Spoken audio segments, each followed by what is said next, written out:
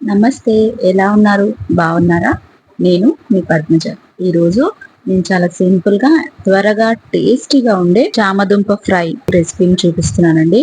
మీరు first time చేసినా గూడా చాలా బాగా కుదురుతుంది. అంతే టేస్టీగా ఉంటుంది. చాలా తొందరగా కూడా అయిపోతుందనమాట. ఈ చామదుంప ఫ్రై సాంబార్ అన్నం, రసం అన్నం, టమాటా చారు, పెరుగన్నం దేంట్లోకైనా కూడా సూపర్‌గా ఉంటుంది. ఇది ఎలా చేయాలో ఇప్పుడు నేను మీకు చూపిస్తాను. నేనిక్కడ ఒక హాఫ్ కేజీ చామదుంపలు తీసుకున్నాను. ఉప్పేసి ఉడకబెట్టుకున్నానండి. ఉడకబెట్టి పైన తోలు తీసేసి ఇలా ముక్కలుగా కట్ చేసుకున్నాను. చూడండి ఇలా కట్ చేసుకోవాలి. ఎక్కువ పలచగా ఉండకూడదు. అలాగే లావుగా కూడా ఉండకూడదు. ఇప్పుడు నేను వాటన్నిటిని ఒక గిన్నెలోకి వేసుకుంటున్నాను. ఇలా వేసుకున్న తర్వాత చూడండి నేను బియ్యం పిండి తీసుకున్నాను. ఈ బియ్యం పిండి ఒక 2 స్పూన్లు, స్పూన్‌తో కాకుండా నేను ఇలా చేత్తోనే వేస్తున్నాను. అది మోతాదులో 2 స్పూన్లు ఉంటుందన్నమాట. ఇలా వేసుకున్న తర్వాత ఆ బియ్యం పిండి అంతా ముక్కలన్నిటికీ చక్కగా పట్టేలాగా చేత్తో కలుపుకుందాం. ప్రతి ఒక్క ముక్కకు కూడా బియ్యం పిండి అంతా మంచిగా పట్టాలి. దీంతోటే మనకి ఫ్రై అనేది క్రిస్పీగా వస్తుంది.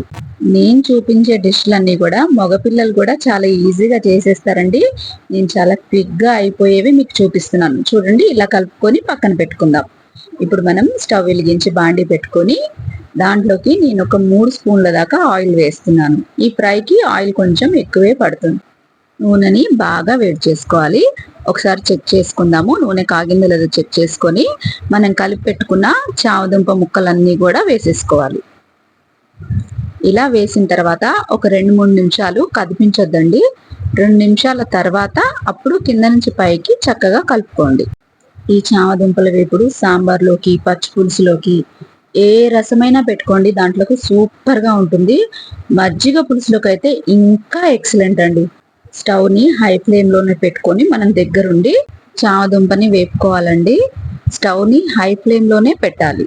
అన్ని ముక్కలు కూడా గోల్డెన్ బ్రౌన్ వచ్చేదాకా వేపుకోవాలి. నాకిక్కడ ఇవి వేగడానికి ఒక 10-15 నిమిషాలు పట్టిందనమాట. చూడండి అన్నీ కూడా చక్కగా వేగాయి కదా! ఇప్పుడు మనం ఇందులోకి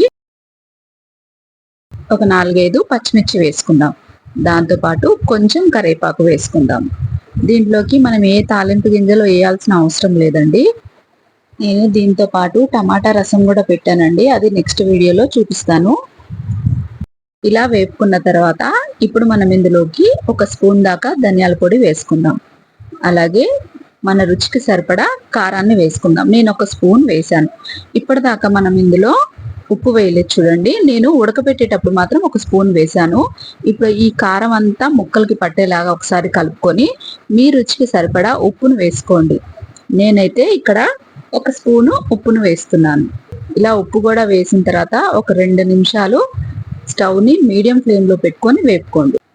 2 నిమిషాల తర్వాత కొంచెం కొత్తిమీర జల్లుకొని దించేసేయండి. ఇప్పుడు మన చామదుంపల ఫ్రై రెడీ అయిపోయింది. వేడి వేడి సాంబార్ అన్నం, రసం అన్నం, పెరుగన్నంలో కూడా చాలా బాగుంటుంది.